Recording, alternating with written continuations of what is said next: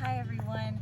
So today I want to talk about how to make your roses bloom 8 to 9 months out of the year.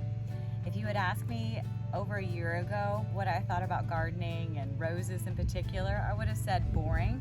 But when we moved to Virginia a year ago, I was thrust into a situation where we had 26 rose bushes in the front and the backyard combined, and I had to learn how to take care of those roses very quickly. I ended up really enjoying it, and I want to show you today what I've learned.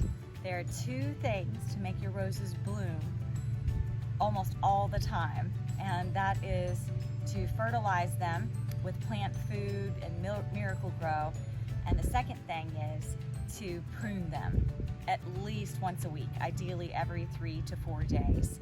So I'm going to show you how to do those 2 things today, and I'm going to plant some new roses to take my number up to 35 for some empty spots that I have in my yard.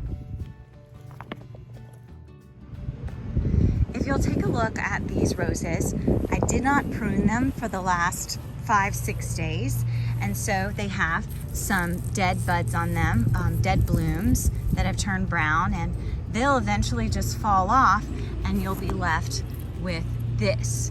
And you can either wait for that moment and cut them off, or you can prune them when they start to turn brown like this, which I do because often there are new blooms underneath it that you get to enjoy if you get the old ones out of the way. The more that you prune your roses, the more they will bloom, and it will just go on, and you'll get to keep enjoying all that glory and beauty of those roses for so many months more than if you just let the petals fall off and do what they like.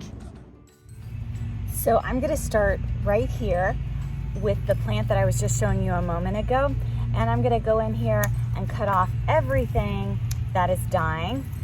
And if you have a big cluster of blooms that are dying, cut that whole chunk off down a little bit lower than what you think you should, because it will entice it to grow faster.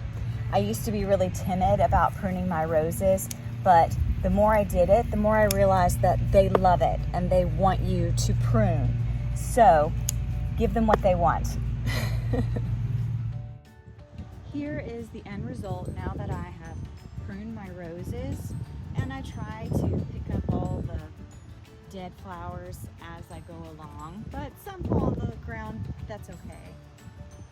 See how clean it looks now? And there were several different places that when I cut off the dead blooms, there were baby buds underneath it. So that's always exciting to know that something else is on its way to shine through.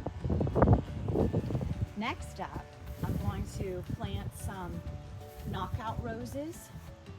And I'll show you those right here. We had 2 spots in our yard that before we moved into the house originally had some plants here, and then on the other side of the hedges. So I'm going to plant some roses today, and then we're going to add some Miracle-Gro Shake and Feed Rose and Bloom, and I do that once a month, and it's so simple to do. You just shake some onto each of the roses, and boy do they love it.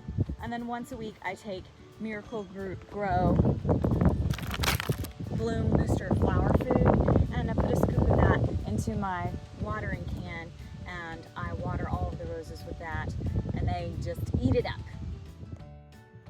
So I have planted 6 knockout roses. I did 3 right here, and then I did 3 in the very front. And all of my other roses are nice and pruned and looking beautiful.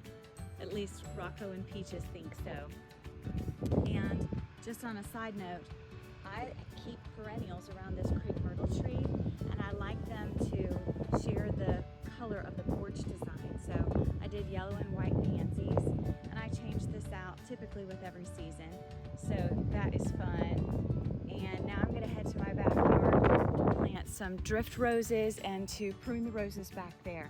But I hope that I've given you some tips to help you prune your own roses, and if you don't have any, I encourage you to grow your own rose garden, even if it's a tiny one, I'm sure you'll love it.